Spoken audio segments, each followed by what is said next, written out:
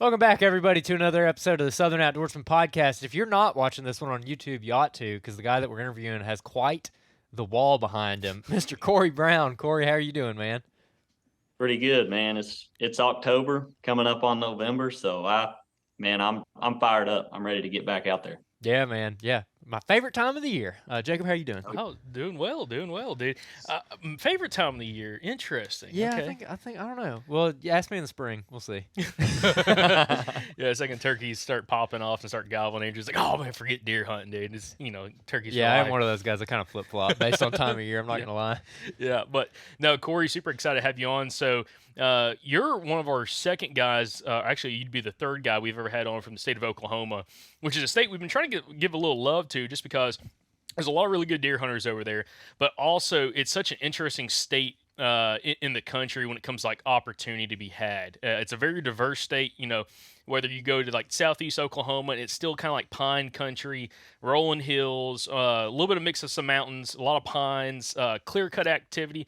Then as you go to other parts of the state, you can still get in rolling hills with a little bit more timber, then also some like more wide open habitat. So it's a really diverse state that has a lot of hunting opportunity.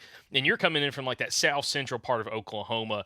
But Cory, to kind of give us a little background on you, what is like your background on hunting that general region of the state? Have you always hunted kind of south central Oklahoma, or have you kind of bounced around a little bit? Like, what's like been your background hunting there? Man, I grew up hunting probably about, I'd say 15 miles from where I hunt now. And we hunted that. That was a leased property that my dad had when I was a little kid. He started carrying me out there in a backpack when I was like 2, 3 years old. And we hunted that, up until I was probably 10, 11 years old. And then since then, it's been properties all, like I say, right there within a 20, 30 mile radius of the property I'm hunting now. But we have had, since I was probably, I'd say 11 or 12, we've had properties leased. It's all timberland in southeastern Oklahoma that, that's totally different hunting from what I'm used to hunting here. But far as what I know best, that down there, I don't get to spend as much time. So it's more of a foreign deal. I'm kind of lost when I'm down there hunting, but whenever I'm here, yeah, this area right around here, it's always kind of been the same terrain, same kind of stuff.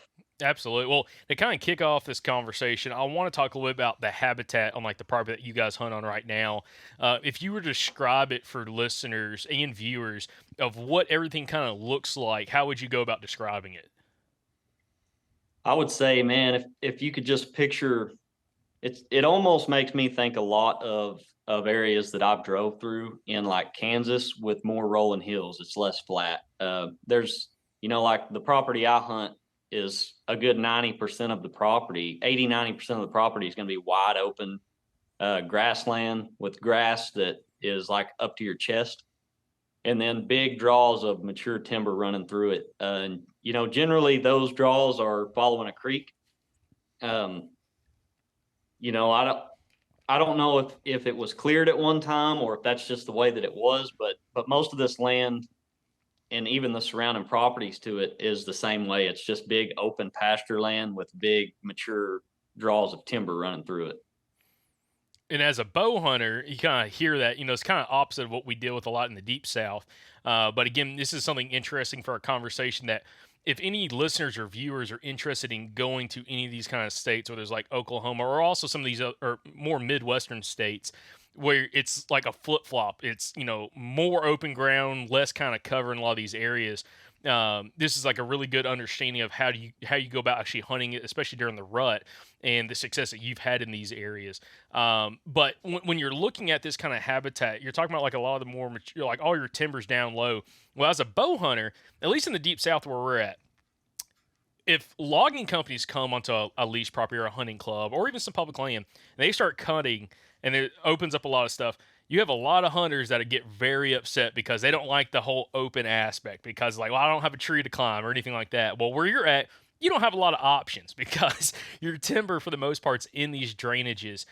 How have you, of course you've been born and raised in this kind of area, but like, how have you adapted to using that to your advantage as a bow hunter and trying to get close to a lot of these deer that are using, they have a lot of area they can cover, but you only have a few I guess, prime areas to really focus on putting a stand in or getting in the saddle or something like that in order to get shot opportunities at these deer? Right. So it's kind of there's two main ways that I go about it, and really it's intersections where several of these big draws of the real mature timber will all come together somewhere, and luck just has it that on the property I'm on, a lot of those areas where it comes together are on that property. So finding the spot, just those pinch points where all that timber runs together, because the deer, they don't love to travel across those wide open hills. They like to travel down that timber on the edge of it a lot of times, and the areas where those all kind of funnel together is always a pretty good area to be in. And then the hardest one, though, the second kind of thing that I'm talking about is their drainages that don't have any trees on them. And so you look out across this place and all this tall grass, and it looks to your eye like it's just flat. And you get out there and you start walking around, driving around, and you'll find these areas where it's just kind of a ditch, and it may be 30 foot wide and may only be 6 or 7 foot deep, but with that tall grass on it, a deer can walk through that ditch all day long across those hills and you'll never see them. And they use that a lot. And you can't really hunt in those ditches because of the way the wind blows down them. It'll never work. I've tried it, and they smell you from every direction. But if you can find an area where one of those ditches runs into that timber, and kind of find just where that pinch point is, where the two kind of funnel together, and generally if you can find a setup right there in that area, you'll catch a lot of deer moving in and out of there. Man, this is kind of intriguing to me because as you're talking about this, kind of like Jacob, your question a second ago, like my mind kind of switched to like equating this to what I'm used to in the South, and especially where we're at. We're used to really, really large clear cuts where that first year, like it's grass and kind of thick stuff, kind of like what you're talking about. Obviously not on the same scale as what you're talking about, but the SMZs, you got your timber down in the drainages, and then your tops is going to be grass and whatnot that the deer can go around in. And we've talked a lot about hunting low spots and clear cuts, just like what you're saying, like those ditches. We try to hunt similar stuff down here that runs into the timber. And one thing that I find interesting about talking to you and other guys, and even Western guys, is the fact that you have all that open ground, and I think it offers a different perspective from a standpoint of how the deer use the terrain. Like one thing, we've hunted Wyoming a couple times, and one thing that we figured out when we were out there is, yes, there's not any timber, but the deer are still using the terrain in a very similar way that they use it out here. But it's just like the curtains are open and you can see it. You might see it from 750 yards away and you can't do anything about it, but you can see it, and you're still learning. So I'm really curious to hear more about the terrain aspect of how you hunt. And one thing that I wanted to do to kind of kick that off is where you're talking about the timbers down in these drainages and the grasslands come down to meet that timber. And you mentioned those edges. What are those edges like? Are they really thick? I mean, I don't know what kind of cover you guys have down there. So what's that habitat transition like where it goes from grassland down into mature timber? So that transition, really the majority of the time, because all of that timber is big mature trees for the most part. It's like, it almost reminds me of southeastern Oklahoma in that aspect, just because when you look underneath pine trees and you can just see all through there, the pine needles just kind of kill all of the undergrowth out, and a lot of that happens here. Not as good. It's not as clear. There's still some thorns and stuff, but it's not real thick. And that kind of helps too, just because they don't like to bed in those areas, because a lot of the ways that I do scouting in those transitions is sitting up on some of these rolling hills and just glassing the edges, because you can see almost all the way through that draw. These draws may only be at the most 100 yards wide. And so you can see completely through them from one side to the other. It differentiates. There's some areas that are thicker than others, some that are clear. The thicker areas, a lot of times on the edges, is going to be like persimmon trees growing. And, they just don't get very tall before they get pretty bushy up on top. And so you can't see through there as good. But yeah, the transitions really most of the time it's not real thick, and the thick areas you find out around there is going to a lot of times be where deer are bedding. That's generally the thick areas are at the end of one of these draws. Some of them, the big draws will run like out onto the top of a hill somewhere, and then they'll just kind of peter out into a couple of small bodark trees here and there, and then there'll just be a thicket, like greenbriers and stuff that you want to hunt near just because you know what's hiding in there, but at the same time you don't want to shoot one and have to be on your hands and knees tracking them through that stuff. Yeah, I have questions I want to follow up with about that, but I have to ask about this because you mentioned basically doing observation sits in this kind of setting. And again, likening it back to people here in the Southeast, it just brought to mind, we do every Thursday, we do a listener Q&A episode. So like what we're doing with you right now, come out on Monday, but on Thursdays, we do listener Q&As. And, it's just like what it sounds like. Listeners write in questions. And we have a lot of listeners in the Southeast. This is very common. They might be hunting like 2,000 acres. I saw a guy post about this, I think, on the Run and Gun page the other day. 2,000 acres, and 1,800 acres of it gets clear cut. And all of a sudden, they're hunting a 2,000 acre block that is nothing but chest high sagegrass and SMZs. And again, it's not exactly the same, but it's very similar to what you're talking about. And we had a guy from Georgia, Mason Brook, talking about you, write in about a property like this where he's like, hey, my property's been cut, it's been sprayed, it's basically a giant open clear cut with little SMZs running through it. And he was asking about doing observation sits on his property. And so we answered those a couple weeks back. But I'm really curious, and he's talking about specifically bow hunting as well. And you're a bow hunter, so I'm curious to get your take on observation sits while you're bow hunting. What is your goal there? So you're setting up and you're watching maybe one of these draws. What attracts you to a certain draw to watch, and then what information are you trying to gather from that? So really what draws me into the areas that I'll go make observation sits on, areas that potentially, I'm going to try and hunt, is finding the areas where a lot of the drainages that run out of the pastures with no trees will run into those draws. And, if you can just find a high point up on a hill somewhere where you can see, the main thing I'm trying to figure out is which one are they traveling the most. Like, where's the point in that draw where they're entering the timber or exiting the timber, and what times of day are they doing that? A lot of times the spot they go into in the mornings, because they'll go in there and browse in that timber all day, especially this time of year with the acorns on the ground and stuff. They'll be in that timber browsing around. They may bed down in there, just for 30 minutes to an hour at a time throughout the day, get up and feed some more. And when they go back to their main bedding, generally what I find is they come out of a different spot. And I try to set, depending on if they go into this spot in the morning and they leave from this spot in the afternoon, I try to have my sets in those areas based on, this is going to be a morning hunting spot, this is going to be an evening hunting spot. Just kind of, trying to really pinpoint the activity in and out of those draws. Okay. Interesting. I want to go down that rabbit hole, but first I want to kind of kick it back and add a little more context on the bedding. So you mentioned where these draws go up and they kind of peter out. Again, very similar to what we see here. You'll have your SMZ go up into the clear cut, especially when it's like 2 or 3 years old. By the way, what is an SMZ? Just imagine new Oklahoma people listening, and they're like, have no idea what you're talking about. An SMZ being when they come in and they cut all the timber. So you got a big ridge system. They'll cut all the timber off the top of that. But as soon as that ridge system dips down into the creek bottom, they leave that mature timber down there. And that's typically going to be like your oaks and maybe some hickories, but mostly like oak trees are growing down there. They cut all the pines off the top. And so what you're left with is open hilltops and little drainages full of timber. And a lot of times when those SMZs run up into that clear cut, of course, like the further you get up into that clear cut, there's more sunlight and it kind of peters out. And then the head of it is just this like thick little hellhole full of, all kinds of briars and terrible stuff.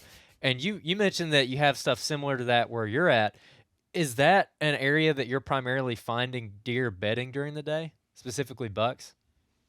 Yeah, on the property that I hunt, it's more the bucks. So, that area is going to be a lot more hidden, just concealed. You can't, if you try to drive up there, on your side by side or something, and then you try to go through this, you're just going to end up in a tangled mess. And you'll find these little deer trails going through them that are like, you know, you can get on your hands and knees and make it through there if you have to. But you can't see 10 yards into it in any direction. And it's just greenbriers, you know, bodark trees will be in there. The tallest tree may be 30 foot tall, with just stuff growing all around it. And, you know, my guess is, I mean, that probably in the middle of them, I've never pushed into one deep. You know, I don't want to get in there and spook them out, but I'm guessing there's something inside of there that's opened up enough they can bed down or be comfortable. But I try to find the areas coming out of those bedding areas as close as I can to them, to try and pinpoint those bucks. But I have found that, you know, those areas, the does that I get on trail camera around those areas are generally not coming out of that bedding area. They're coming from, you know, out of a draw somewhere, the draw that peters up, and the bucks kind of use that as like just a bedroom up there. You know, they lay down in there and stay there, and nothing can get to them. Nothing knows they're there. Okay. All right, listen, we're giddy. Jacob is excited over here. We're all giddy. So for listeners, if you have not just paid attention to what's been discussed in the last 10 minutes, okay, this is the connection that we're making from Cory in Oklahoma to a lot of what we deal with in the Southeast, especially around these fresh clear cuts. And it's almost like maybe the habitat looks a little bit different, but it sets up exactly the same from like what he's talking about and what we see with down here in the Southeast.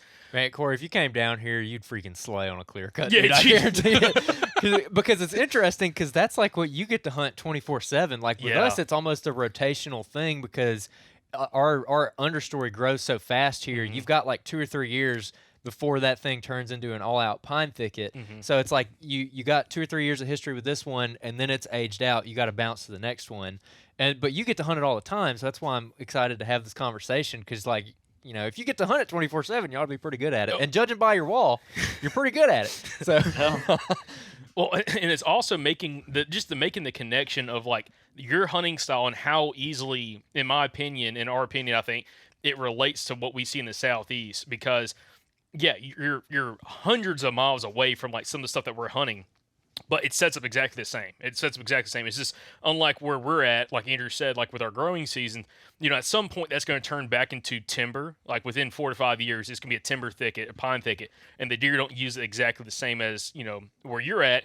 It stays consistently the same year over year, so those bucks continue to do the same thing year over year. So again, for a lot of our guys, you know, again, like, is Mason, what's Mason's last name again? Brooke. Mason Brooke. What, Mason? What you've asked us about, this is exactly like the conversation we needed to have, okay? And he's over in Georgia. So that is super exciting. So, again, these bucks seem to be bedding at the head of these draws, head of these drainages, where it kind of peters out, gets really, really thick right there. Dude, I'm so excited. I'm so excited. I'm 10 times more excited for this episode. I mean, I was excited beforehand, but now this is, like, awesome, dude. So, Cory, let me ask you this. I want to talk a little bit more strategy, specifically with like these buck bedding locations, because, again, direct comparison to the Southeast. When you say you do observations on some of these spots, you know, you try to get up high and you're trying to like watch, do you ever try to pay attention to, like, I'll give you an example. Say you have like one of these, you know, in your area, these ridgetop like kind of pastures. Maybe you have, you know, a drainage on each side of it that parallels, and you have, you know, like the big creek drainages, and then you have these secondary drainages that come up. Do you ever have spots where like those secondary drainages that come up to the top of that, you know, ridge, do they stop ever a couple hundred yards apart where those thick spots are directly across from each other, and you see bucks going from one spot to the other across the top? Yeah, and that's a lot of times how you'll see deer that you've never had on camera on this property is, you know, just sitting, you know, a lot of times I try to find the highest hill I can out there and look across the top of the other hills, because that's generally where those drainages kind of run up. You know, they'll usually die out, you know, let's say a couple hundred yards from the top of this hill maybe. And the only time that you're able to see those deer in these big open pastures is when they're making the transition from one of those drainages to the other. They're, you know, in my mind, and a lot of times they're moving fast across there, and it's because they feel exposed. They know just as well as we do that they're up there and they're able to be seen. You know, they're up there on top of the hill with nothing blocking them at all. So a lot of times that's when you can kind of figure out, okay, here's a deer that I really want to try and find and see on trail camera, you know, try to hunt maybe. And if you can see them crossing those hills, then you pinned it down to the 2 drainages they're using. And if you can follow those down just to where they go into the timber, then a lot of times, you can end up getting that deer on camera there. I've got so many questions. Okay.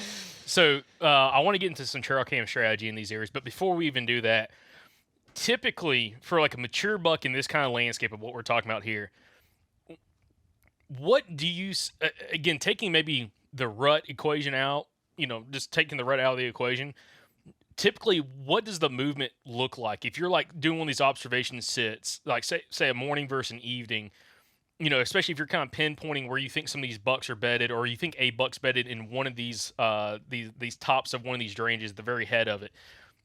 Typically, what kind of movement would you see? Would he be coming up in elevation depending on morning or evening, or dropping down in elevation? What do you typically see in those areas?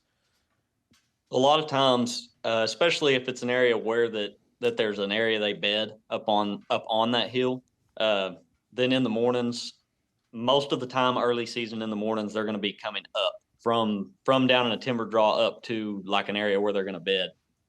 And usually in the evenings, and this is all pre-rut, like, I would say right up until, let's say, October 30th, just towards the end. October 28th, I think, is when muzzleloader season opens here. And most of this activity is before that. That's kind of the point when it transitions to another conversation. But they right now, yeah, I mean, I really, evening hunts here right now are about as good as it gets. The mornings, if you haven't seen anything by 8 o'clock in the morning, I like to sit until like 10, but really, if you haven't seen anything by about 8, you might as well just go home and eat. They're moving a lot better, because it's just been so warm, and always is early season here, that they're moving up and trying not to move around as much as they can, get to those areas where they bed in the morning times. So on the observation sits, yeah, you'll see them moving up more in the elevation kind of in the mornings. And then generally around 4 or 5 o'clock in the evening, you'll see them start moving down so that they hit that timber right about 5:30. Very interesting. Dude, this makes me want to go sit a fresh clear cut for like a 1-year-old, 2-year-old clear cut. And, get up real high and watch for this, because it is fascinating, Cory, how many times we've jumped bucks. Again, same situation, just different habitat type, where you've got these drainages coming up into a clear cut, top of the ridge, and you like happen to walk up one of those, and all of a sudden you blow a buck out at 10:30 in the morning. He's been bedded there, and you get in there, he's all got all tort beside, there's rubs everywhere, and that's like his little super tight little core area, and then he kind of expands out from there in the evenings. And that's very, very common down here, and especially in this hill country where we're at in the deep south. That with that taking place, and talking about like the movement patterns and kind of going up and down in evening, or morning and evening, what is your trail cam strategy if you're trying to like get a pattern on a buck in this kind of habitat type? Like, how close would you push a camera into, ahead of one of those draws or at the base of one of those draws to try to catch him coming out? And how do you like to position your cameras in a way that you're more likely to catch him slipping out, from one of those draws? Yeah, so like at the head of the draw up near where, closer to where a bedding area would be, man, in the past, I've been really, really conservative about getting close to them, and I've stayed back.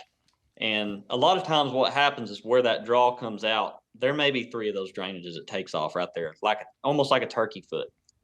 And if you're not willing to get right there up close, it's just a guessing game of which one he's going to take. And a lot of those big bucks take the same one every single day, and they're just creatures of habit.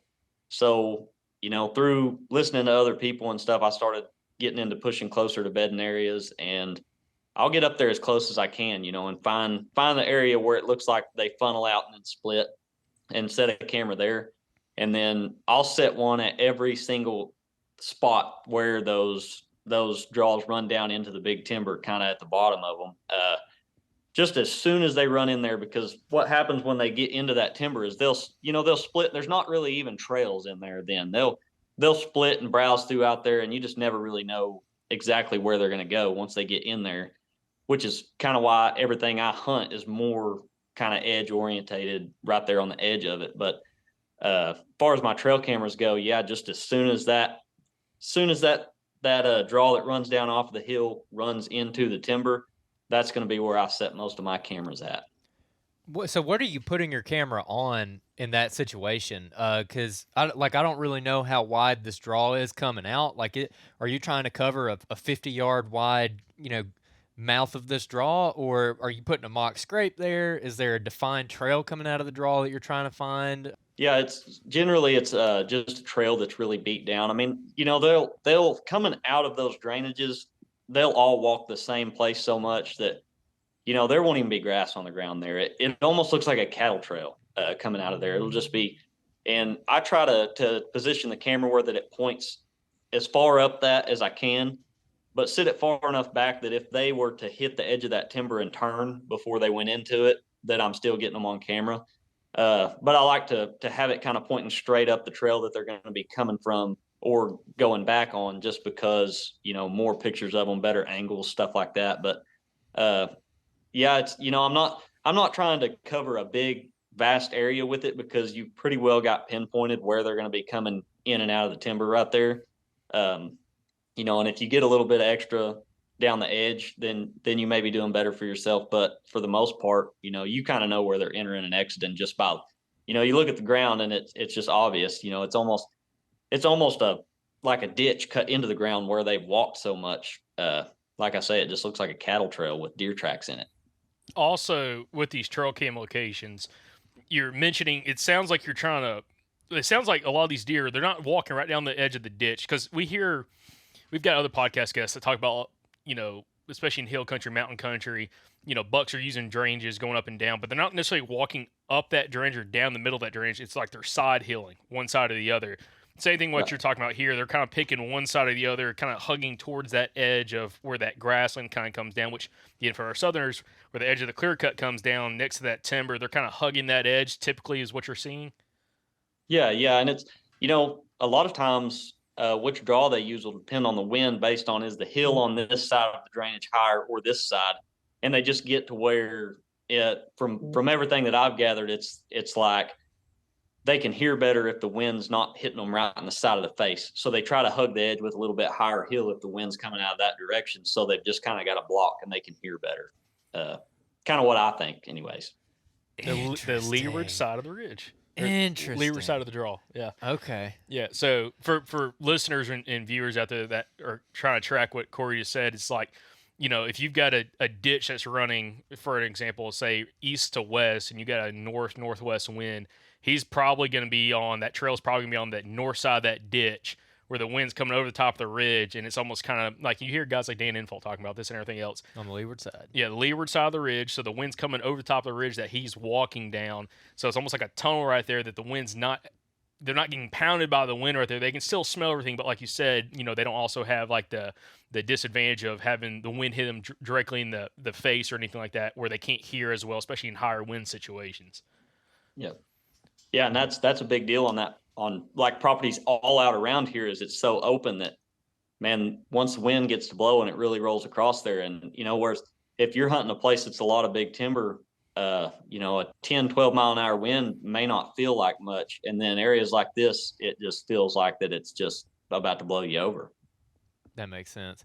Another thing that I find kind of interesting, and I'm wondering how to apply this here, is you're talking about the trails coming out of these draws are just absolutely worn into the earth. And kind of going back to what I was saying earlier about how our clear cuts change so much, like every couple of years, where yours are staying the same all the time. Like I could see why that trail, being that property's probably been like that for 50, 75 years or something. And so they just always have that edge right there. Yep. Whereas with us, it's aged out in however many years. So they don't have time to make that just ancient giant trail into the earth right there. So maybe for Southerners, look for a deer trail, but maybe don't be disappointed if you don't find just a cattle trail, coming right out of there. Absolutely, man. We've, I've seen it hunting in southeastern Oklahoma, because it's a lot more like what y'all are talking about. I mean, this is pine country, and it's logging companies that own this land. It's just leased out to hunting groups and stuff. And man, it sends me for a loop, because I find something that's really good one year, maybe 2 years, and then they come in here and they cut a bunch of timber and they change everything about this area. And, from my lack of experience hunting in it, I just can't look at it the same. I have to go totally move somewhere else and try to find something similar to what I was hunting there because it totally changes, and I don't know how to hunt that area anymore. See, this goes back. I've talked about this before, but like, this is one reason why I want to own some property and buy. If we could buy a small property it's been clear cut, but it's got those SMZs and manage it to look like what Cory hunts. Yeah. Where it's consistent year over year, like you keep it like grassland on top of those ridges or on the top of the ridges, then your hardwood drainage is coming off. You could build that habit where those deer continue to use it year over year, exactly the same, and it never changes. You can just manage it with fire. Oh my God, that's kind of what Anthony's trying to do. I know, but God, that gets me so excited. Yeah, that's what Jacob's uncle is trying to do. Yeah, I want to kick it back to something that you mentioned earlier in the podcast, and that was one of the very first things you mentioned of stuff you like to key in on is where these timber draws meet each other. So where you might have a couple of them meet each other, I guess. Like, are you talking about a thermal hub there? Or we call it a bowl in the South, but some people call it a thermal hub. Yeah. So, I mean, it's just like they're my favorite areas to hunt. The areas we've been talking about with the drainages running down off the hills and stuff, those are kind of my second go-tos just because it's not as predictable for me catching those deer moving in and out of there. I have to do a lot more homework with that. Whereas a lot of different things can happen that I'm not expecting in these areas where, say there's a big draw running through north to south and a big one running through east to west, and they just come to a cross at a location. And a lot of times one or both of the draws will have a creek. And the other one may be just a finger off the creek running down through there. But those areas where those come to a cross, and it's hard to hunt because of the way the wind swirls and just everything goes through there like that. And, it's almost like you have to just drop everything you think about hunting the wind. I can't, if I'm going to pick a day to go hunt the right wind in a location like this, I'm going to hunt 10 days out of the year, maybe. So you just have to go and kind of risk it. But where those areas come together, there will be, say that each draw is 100 yards wide, which is really pretty close to what most of them are. And so where they come together, you're going to have a couple 100-yard, basically like a circle there, kind of in the timber. And the edges, like, where this one comes together, these little V's on the back edges of this cross is going to be a pinch point on those edges just because they'll travel right down that edge before they turn and go out this draw. And, basically it's a guessing game, which of these 4 points you're going to be hunting in. Generally, I have a stand at every set. And just through some of those observations, sitting up high, looking down, seeing which ones they're traveling the most often is kind of where I decide which one I'm going to be sitting at. But okay. Another question, by the way, when you do an observation set, going back to, again, Mason's question here, if you see a buck in there and he's running one of these edges, are you just diving in there and hunting him like the next day that you get? Or, I mean, what is your game plan after let's say you see a buck doing what you want him to do? Or are you just going straight in there after him? I'm probably aggressive to a fault. And it, generally it probably comes from just excitement. I can't hardly contain myself. Anybody that knows me will tell you I become possessed during deer season. So whenever I see one that I want to hunt and I sure enough know, he's one I would kill, then yeah, I mean, I'm probably leaving from that observation set if I've got time that day to come back and set something up, if I don't already have something there. And, I'm going to be hunting it within that week. But yeah, I mean, if at all possible the next day. And it's just to me because, trail cameras are a great thing. And they've also kind of ruined it just because, you wait and wait and wait and you get a picture of this deer one day. A lot of times, you'll get a picture of a big buck and he's in there one day. And here, generally, they will come back through there within the week at least once. And a lot of my big deer have been killed that way off of, I see one, he's in a location and I go right in there and I just start hunting him probably a little bit too aggressively, risking busting him out of there. But it never fails that sometime, even if I don't go hunt on trail camera, sometime within that first week of me seeing him there, he'll have made a move back through there where I could have killed him if I would have been there. So I've just got to where I start going straight in there and hunting them.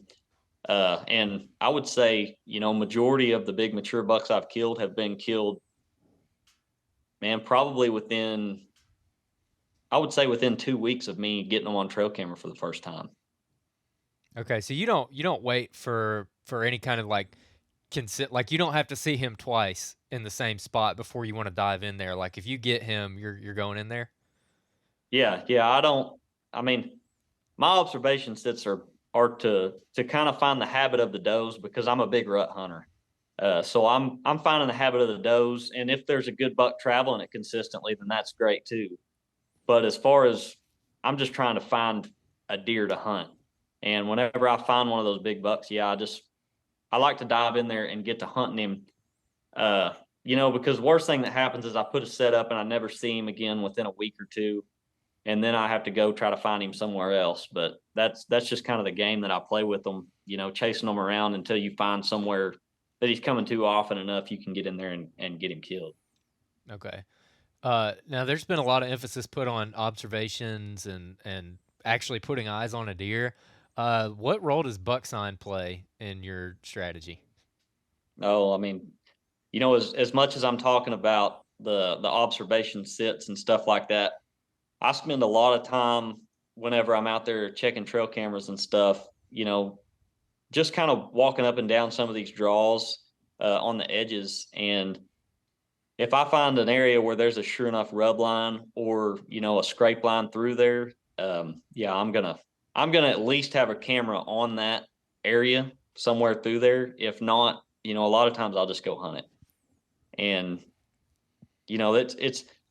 it plays a really big role, the buck sign does. And rubs not as much, just because, man, the deer here, they just rub every tree in sight. It seems like they're just constantly rubbing on something. Scrapes, a lot of times, a lot of the younger bucks, at least where I hunt, are really liberal about messing with scrapes. Just because most of the older bucks that are out there are really dominant, really mature bucks, and they get run off from that kind of stuff. So generally, if you find a sure enough scrape line where there's just been scrapes worked up and down this draw consistently, then generally you're at least in the area of a mature buck. Okay, that makes sense. Now, let me. I want to transition back to like these thermal hubs, these bowls, these areas where you have multiple drainages all coming together. You're talking about when you're hunting those spots. Typically, when I hear somebody talk about hunting one of those, what we'd call a hub, where it's like a couple different reasons. It's hub of activity because you have all these different points of travel all coming to one area, but also it's a hub, a thermal hub, where all your thermals, when they fall, they kind of pull down to this one specific spot.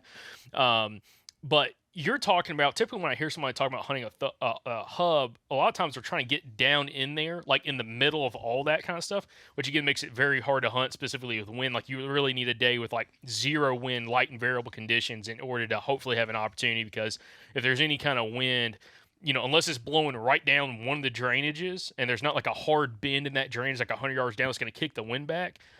That's the only way you could really hunt it. And then again, you're blowing out that whole area, and hopefully, the deer come from a different direction. But you're talking about kind of hunting a little bit higher up, right between where two of those, like the little ridge point, right between where two of those drainages come together, and catching movement coming around there, which is a really good a point of attack, because you can kind of come in from the top. You don't have to necessarily come in from the bottom and disturb anything down low. But my question is, like, with those hubs, or like with these these pinch point hubs, and you're kind of hunting the tops, how do you typically see bucks using those areas? Like, is it typically like they're coming down one draw and they kind of like, cut across another draw? Do they kind of drop down to the bottom a whole bunch? Like visually, what do you typically see in those areas with like bucks, but also like doe activity? Yeah, so I mean, really, it's kind of one and the same with the bucks and does in these areas. For me, they all kind of do the same thing. The does will kind of scour the edges of it a little bit more, and not necessarily go down into that point where everything falls together. And the bucks, they tend to travel straight across. Wherever they come in, they're traveling down into that very bottom part and then straight back out of the other side somewhere. And I used to hunt down in that bottom, and I've just kind of gotten to where I always say you can be greedy, but not too greedy, wanting to find that area where everything comes together, and that is the best spot. But you're already in an area where all those draws come together, and that's That's about as good as it can get, because every time that I've tried to push down in there where I catch the funnel where every single deer is going to hit this point at some time down in there, it's like you said, it's just, wind's wrong, something's wrong. They're blowing out of there. It never works.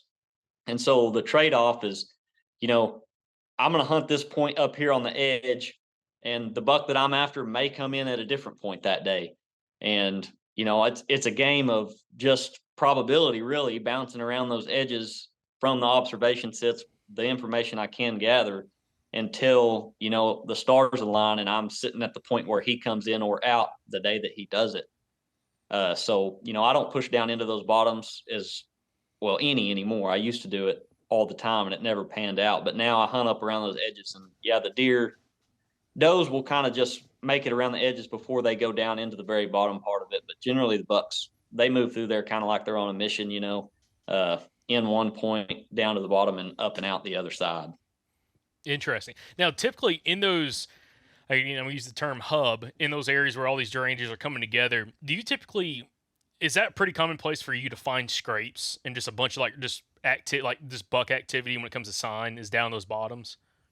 Yeah, man, not so much in the bottoms for me as the kind of the edges of the timber leading down to that area. There will be scrapes like this time of year. There's scrapes all over already down those edges, just up and down. They'll make a scrape here and there down in there, and then they'll make some rubs and stuff. May have a rub line going through there, but most of the time, up on the edges, kind of around it, is where I find most of that stuff. Now, do you have any kind of trail cam strategy for those? Again, the term we use is hub. Do you have any trail cam strategy for how you put cameras in an area like that? I mean, do you just kind of keep focusing on the edge of it and then kind of using that to your advantage, or do you put cameras every down the bottom? What is your thought process there?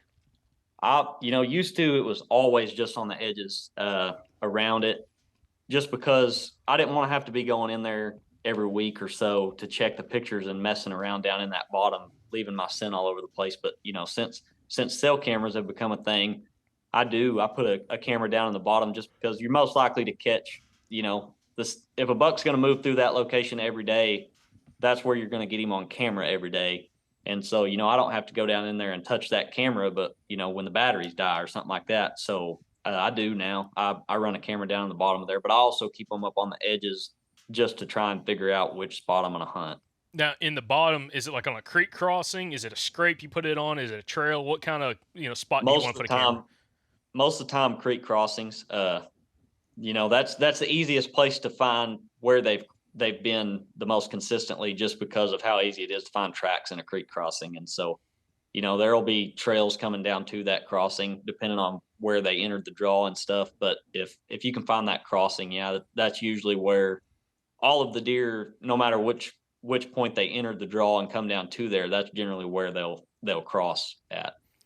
Now, another thing about these hubs, again, where all these ranges are coming together, how do you pick which point you want to sit on around, in this hub? How do you go about, is it just wind based? Is it, sign based, observation based? How do you pick where you want to position on a specific hunt when you're trying to hunt a specific deer?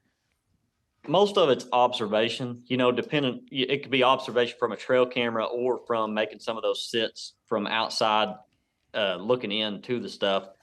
Finding the one that they habitually travel in and out of the most is generally how I do that. And then trail cameras, especially now with cell cameras, is a big deal. Watching, that morning, if I get pictures of deer, I know I'm going to hunt that evening, and that morning I've got them coming in and out of one of those spots. Generally, I try to find the area opposite of that spot that's leading up to one of those bedding areas that may run out, into the pasture, or if it's just running into another one of those draws on the other side, trying to find which one kind of leads back into the thickest bunch of timber. Generally, I hunt the opposite one of where I've had, if they come in this point in the morning, I'm hunting the opposite side in the evening. And then if I'm going to hunt the next morning, then I'll hunt the one I saw them coming in, just because, I've come to find they're such creatures of habit that more times than not, they do that same thing for several days in a row. And does that hold up as well during the rut, or does it kind of go all out the window during the rut? Absolutely not. It completely goes out the window during the rut. During the rut, really, man, the strategy for me is finding the area where it's not even, I kind of throw the hunt in the areas where everything comes together out the door. And if you find the draws where they run down, that's the kind of the clearest through there, where you can see the most through there from the ground. The does really like browsing in those areas because they can see anything coming in or out of the draw. And then the bucks, they're there where the does are. And it seems like the bucks love to travel those edges checking because they can see through there, see the does. The scent blows through there really easily, so they can smell them and check them. And so that, whenever the rut comes on, I have different spots that I hunt totally from the spots that I hunt early and late season. And, that is really how I've killed the majority of the big ones, has been in some of those spots. And I guess it's kind of an even trade. I've killed them doing both ways, probably half and half. But those rut spots, they're so unpredictable that it's just a guessing game, and you feel extremely lucky whenever you do get one to run in front of you, and you can get him stopped. And it's just totally two different styles of hunting that area those 2 times a year. Yeah, honestly, I'm so fascinated. See, I want to go hunt Oklahoma so bad now. Hey, by the way, Cory, while you were talking, Andrew pulled up the map and he was looking at some random part in Oklahoma that had like the habitat you're talking about, all these drainages coming through. I'm like looking at it, I'm like drooling. I'm like, oh my god, it looks. It awesome. really does look similar to clear cuts around here. It is. It's just instead of like grassland pasture, you just have a clear cut. And especially like it makes me wonder. Like some of these areas, and you have some private land managed like this and some public land managed like this, where they run a lot of fires and they don't let it get thick, and they don't let it get back to like a full timber stand. They kind of manage it almost like what would be called like a savanna cut, where there's a few trees, but it's a lot of grasses kind of in those areas. Wow. And I think it would hunt very similar to like what you're talking about. And really, we've hunted a place like that in a part of the state that sets up very similar, and it seems like they use it exactly like Cory's talking about. Yep. I was actually just thinking about that place when you were talking about this. Okay. I was like, huh. Yeah. It's like maybe we should pack the truck go back up. there. Yeah, maybe we should pack the truck up and go down and hunt. Yeah. So Cory, with all this, I want to, before we talk more about the rut, I want to talk about this buck that you just killed early in October. What was the setup for that spot that you went into that you picked out? Like, was it around one of these drainages, like what you're talking about, like closer to one of the head of the drainages, or like how were you positioned when you killed that buck? So this is an area where there's a draw that runs east to west here, and just a big, and that one actually does not have a creek in it. But it meets an area where a creek runs north and south, and these two draws, they meet, and it's real big mature timber, pretty clear through there, and that so the area where I'm hunting, the north and south meets the east to west. To the west, the draw peters out into nothing. There's not a thicket up there, nothing. It just kind of peters out. Then it meets with one of those drainage areas that runs up to an area where there is a thicket. So they travel down that drainage, then they hit where the draw peters out, then they come down into this area where I'm sitting. They browse around in there, and then generally they turn and go either back to the west or to the south there.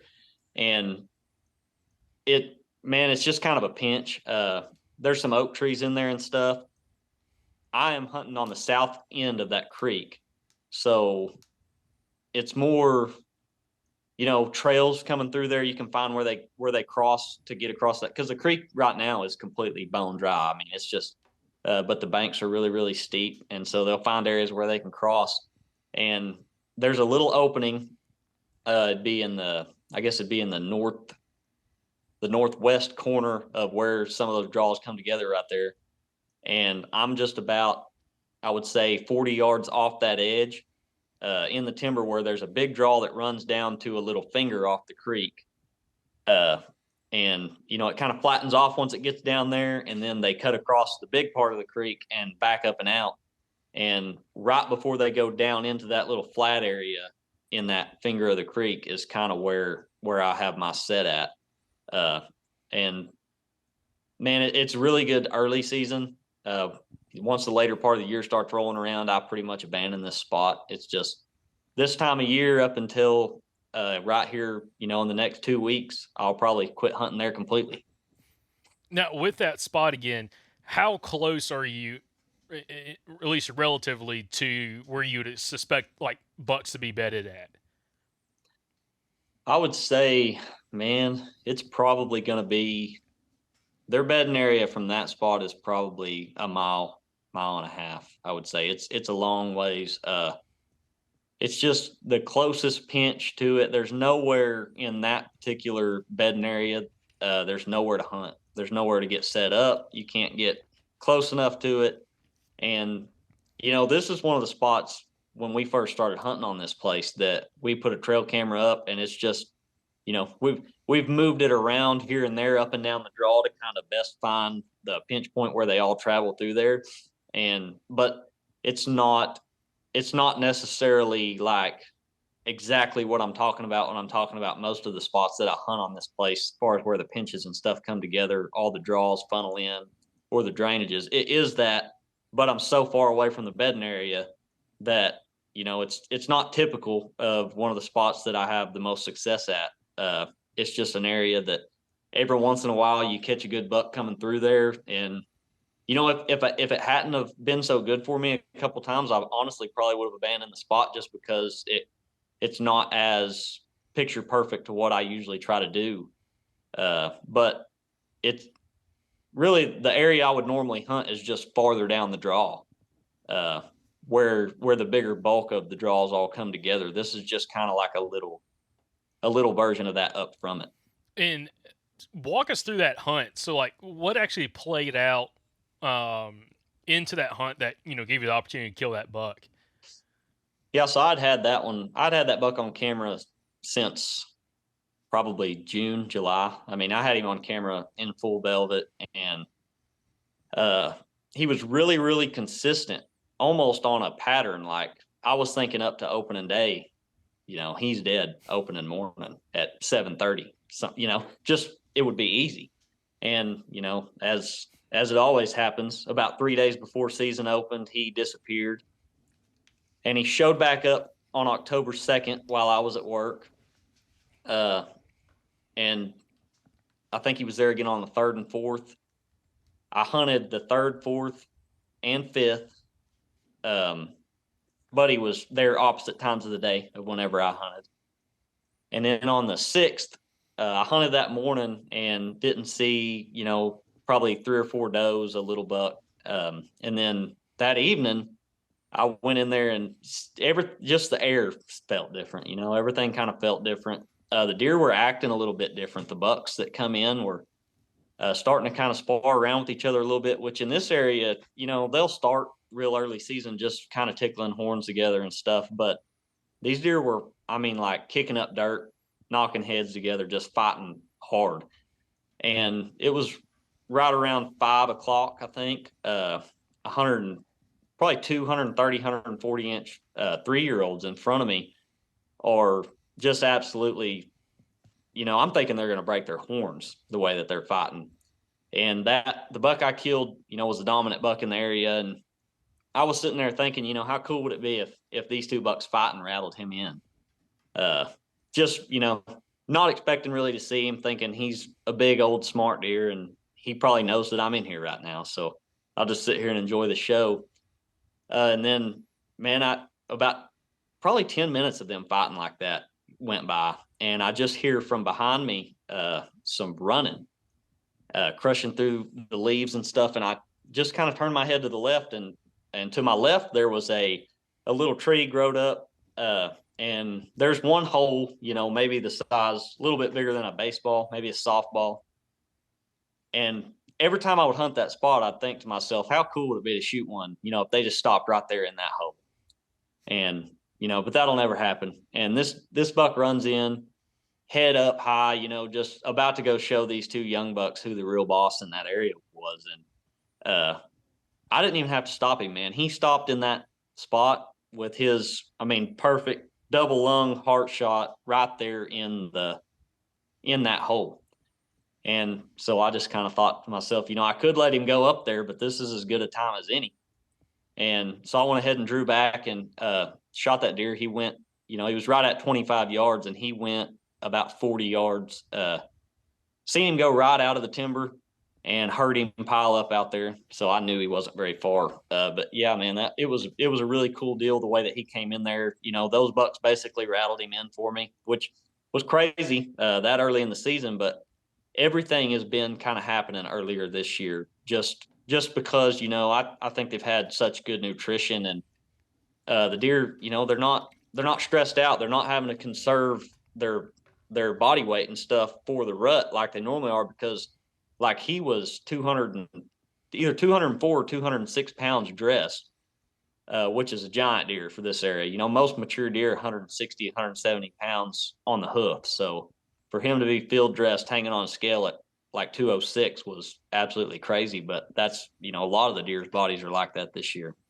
Yeah, it's interesting you said about everything's happening a little earlier. I was talking to a guy that we're going to have on the podcast from North Carolina, and I've talked to some other guys as well that, like, throughout the whole Southeast, like, it seems like everything's a little bit earlier, as in, like, the sign's better, the buck activity is a little bit better, and a lot of guys have kind of, wrote it off that earlier this year we had a lot of moisture, a lot of rain. I think y'all had quite a bit of rain early as well. I think we might have talked about that. So you had a ton of browse. Deer were probably able to put on a lot more just body fat. And probably recover faster. Yeah, recover faster. Yeah. So, like, at this point in the year, even though it's a drought for a lot of us, they are already so much more healthier than maybe they've been in the last few years, that they're willing to lay down a lot more sign. It's not necessarily the rut's going to happen anytime early or anything like that, but just laying down more sign, and they're not so focused on having to still feed super heavily, that they're already at that max health range for these deer.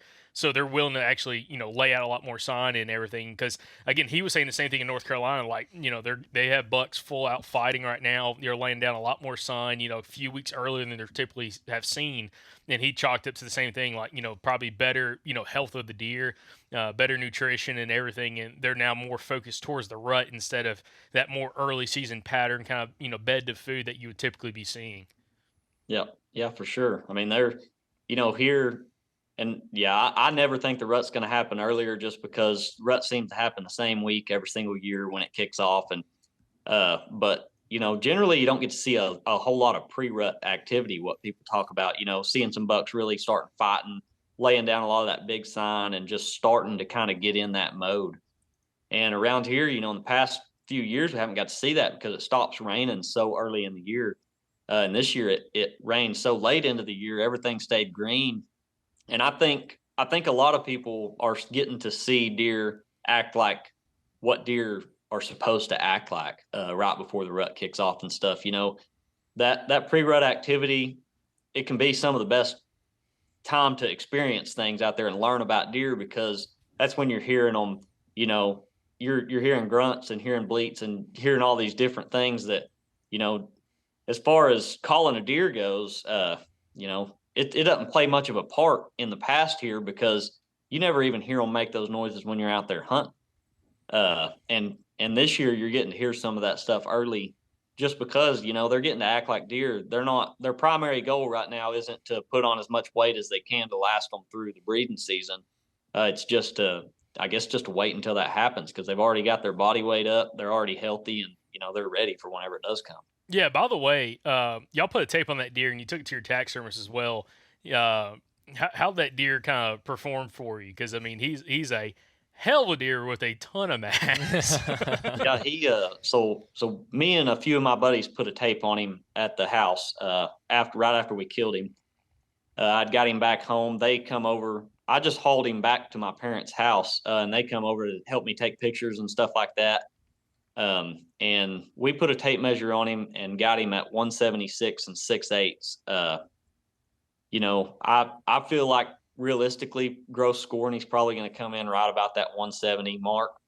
But we were trying to be conservative, so we'll see. Hopefully, if he hits 176, that'd be great. And maybe I should start up scoring deer for people if that's the case. But, yeah, man, and he's actually, so that deer's actually done. My taxidermist has got him mounted up right now. He sent me pictures yesterday. He's got to dry for a couple weeks, and he'll be ready to come home. And for anybody, in this area, anybody looking for a taxidermist, Buddy Andrews, it's called Buddy's Wildlife Taxidermy in Rolfe, Oklahoma. Dude does his own, like he's just mounted this deer and he's made his own mouth that's open for somebody with like an acorn in it and, spit coming off, and just super artistic, really good guy, and gets them back to you quicker than anybody that I've ever known that does taxidermy work. So, anybody that's looking for somebody, give Buddy's Wildlife Taxidermy a call. But yeah, man, he said he's going to have him, he's got a guy there that scores them. So he said he's going to have him put a tape on him and see, how close I got. So hopefully he doesn't break my heart too bad, but man, really I like putting a tape on them just to see, but it's not about that for me. I like killing big old deer that have lived. And, that deer I passed up 2 years ago, probably at 155 inches. And as he was walking away, thought, wow, you're stupid for that one. Probably should have went ahead and killed him. And he was what I guessed at 5.5 then, but there was just something about, the way he looked. I thought he could blow up into some kind of a freak, non-typical. And, he gained some more non-typical points. From what I measured him, he's got 19 scoreable. Several of them are right at about an inch long. But, looking back now, I'm glad I didn't kill him 2 years ago. I'm glad that I did let him walk. But back then, watching him walk away, I thought I'd really made a mistake. Now, Cory, that is the point where you lost 95% of our southern listeners because you passed a 155-inch deer. But joking here, but that's funny. I mean, that is a huge difference, because we talked about this before we started recording that. You can find a mature buck down here that's 4.5, 5.5 years old that might be 115, 120 inches. That's pretty common. Some don't even get that big. Like, I killed a 6-point last year that our taxidermist, he compared to jawbones to some other confirmed deer that were 6.5, 7.5 years old. He's like, dude, that deer might be 8.5 plus, and he doesn't even break 100 inches. But jokingly, that is one big difference between, a lot of us in the Southeast and kind of what you deal with. But kind of getting back into like the hunting aspect, I do want to kind of mention like the rut, okay, and how different the rut is for you. So, this early season to pre-rut, you have a pretty consistent way you go about hunting. You've already kind of mentioned that. Now, during the rut, you said like you throw everything out the window.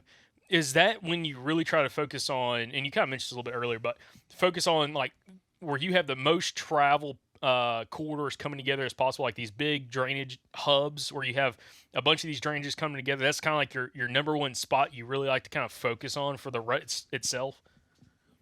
Yeah, and more so the areas leading into that. Generally, the earlier season, I'll be hunting as close to that area where they all come together as I can. And then kind of when the rut comes out, I just, from some observation sits and that kind of stuff, really not even trail cameras as much as it is observation sits that time of year, is I like to look and see just where the most does are browsing in those draws that lead down to where they all kind of come together. And which, just like anybody that hunts a lot is going to know, it's luck of the draw during the rut. You might as well just find a tree and sit in it, because those deer are going to do stuff that you can't predict. But, if you can find an area, sure, where it comes together with a lot of does, but, they're in and out of there so fast is my thing. Is if there's a bunch of does in here, I generally can't even get a shot off or get a good look at a deer, because he comes through and checks and smells and runs them right out of there. But those areas kind of leading up to it, a lot of times you'll catch bucks traveling on their way to go check does, or a lot of times is where you'll catch them. They'll run them through there several times, back and forth in front of you. So you have time, to scream at them, try to get them to stop, whatever you need to do. And that, I mean, seriously, there was one of these bucks back here that I killed. It was probably 4 or 5 years ago, and it sounded like I was working cattle out there, just yelling to get him to stop. And he has, no care in the world. He's hot on a doe. She had already ran under me, and ended up finally getting him to stop. When I was trying to shoot him was at about 10 yards, pretty much right underneath me. And then he ended up getting shot. I shot him at like 38 yards by the time I got him stopped. So, but yeah, those areas generally during the rut, I try to hunt the areas leading down to those funnels where it all comes together. just because everything's moving a little bit slower there, it seems like. Another thing that I've heard you kind of, you didn't necessarily mention this, but just based off the conversation, you don't ever target any of these long, straight creek drainages. Like, it's always about trying to find like multiple different paths to travel down to one area. So it's not about like just hunting a long creek drainage, but it's like having a bunch of ditches and a bunch of these draws all coming together in one spot, more so than like this a long drainage, correct? Yeah, yeah. It's just, it's a higher percentage rate for me of success just finding the area where it all comes together versus those long stretches. A lot of times is just for me where they travel. I'll catch them traveling, and I have before hunted areas like that, but I see less deer, and not as many different deer. A lot of times the same few deer may travel that trail up and down the edge of one of those long drainages for a long time. But then, the deer where you catch those funnels is where all these different deer that travel from these different places all come together. So it's really just a higher percentage thing for me, making the most of the time that I have whenever I'm out there. Yeah.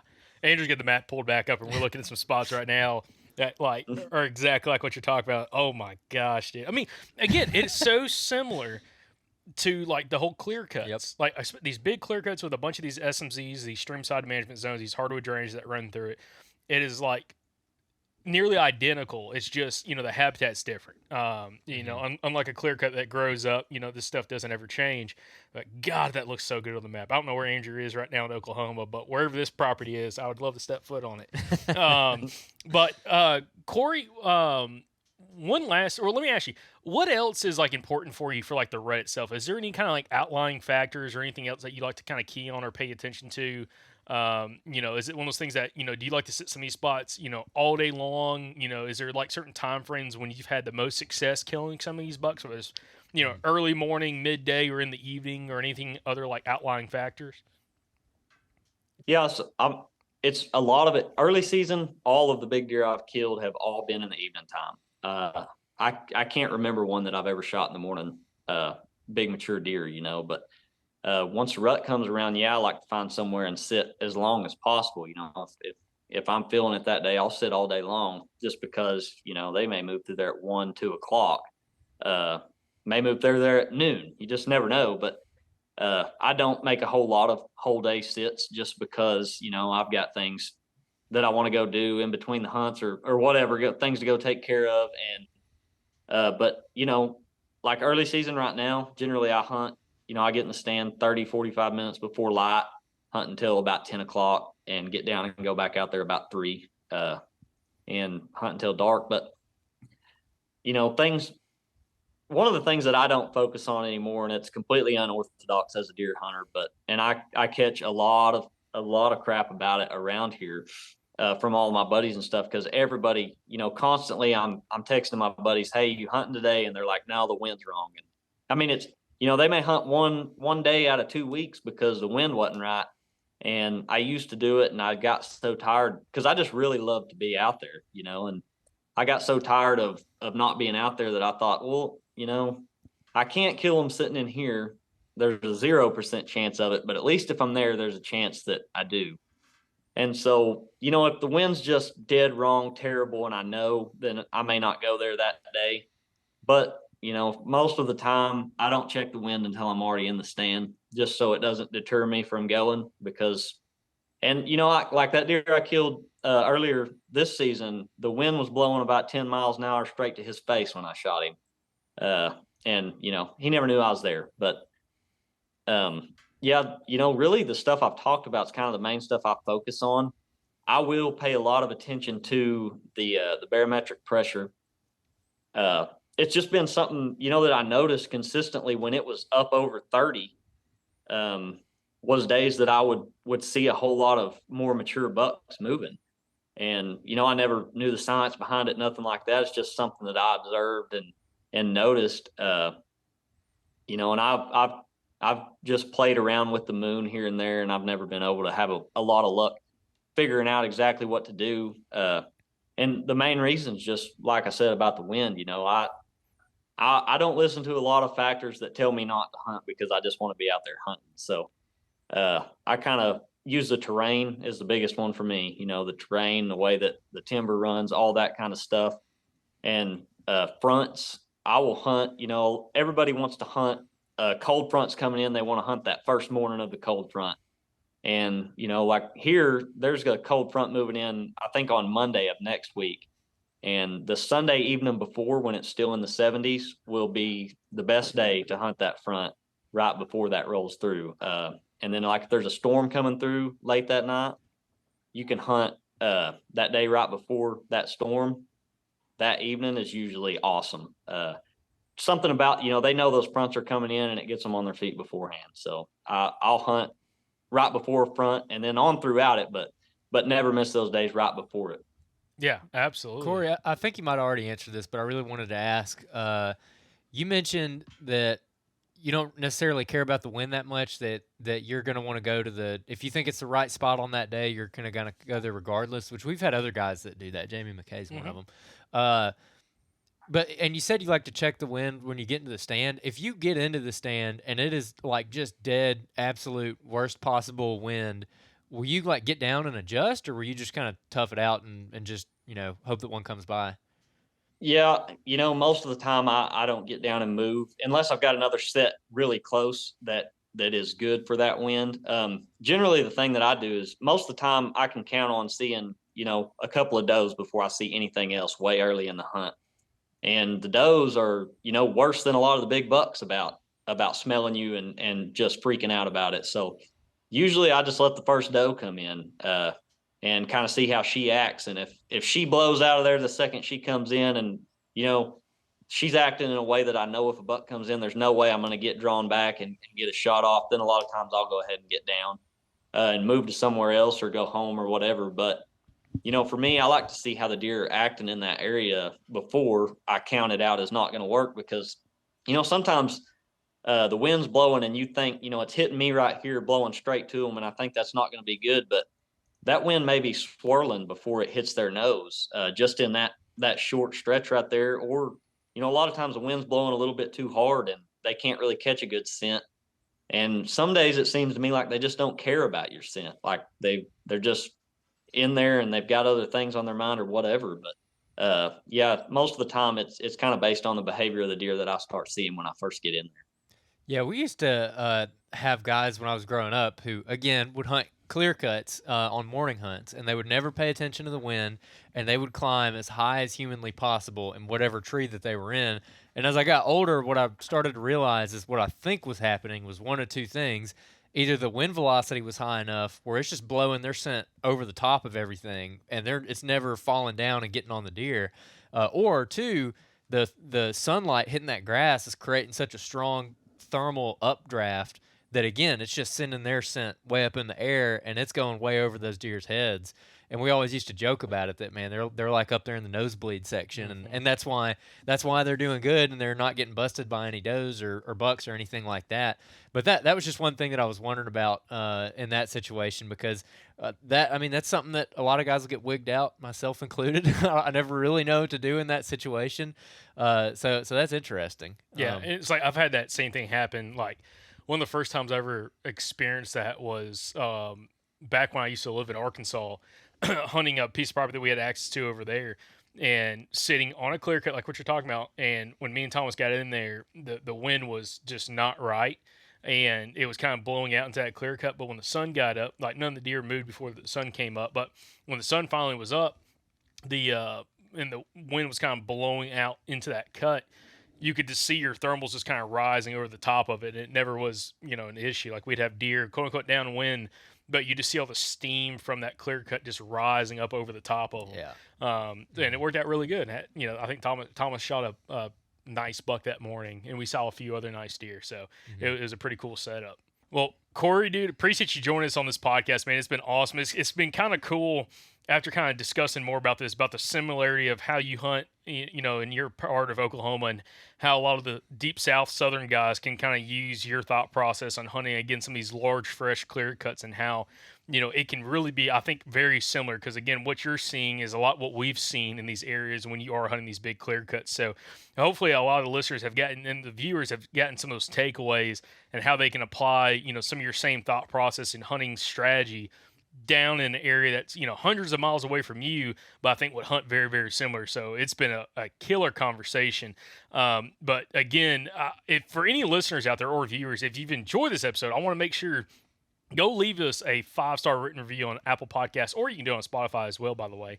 But also let us know your thoughts on this, because I'd be very interested in seeing, some of our listeners, again, like Mason Brook and a couple other guys who's written in questions about this very similar kind of thought process and strategy, especially hunting these big clear cuts that, where, say you're on a hunting club and they cut a lot of your property and all you have is hardwood SMZs. How this applies for you if you kind of go out there and implement some of the things that Cory, you've talked about in this episode. So, Cory, I just greatly appreciate you, joining us in this episode, and do wish you the best of luck for this season, because you still have one buck tag left. Yeah. You still have a lot of season left, and hopefully excited to see you hopefully tag out this year on another really good deer. Yeah, man, for sure. I really appreciate you guys having me on, letting me talk to you about the madness that I call deer hunting. But, I wish y'all the best of luck, and everybody else out there. I hope everybody lines them up on the wall this year, and I hope something I said today helps somebody, figure out something that they've been trying to get on, and I just hope that somebody can kill a big one because of something I said. Absolutely. Well, Cory, thank you for joining us. Listeners, thank y'all for watching. Or I'm sorry. Well, viewers, thank y'all for watching. Listeners, thank y'all for listening, and we'll catch y'all back on the next episode from the Southern Outdoorsman Podcast. And y'all remember, stay Southern.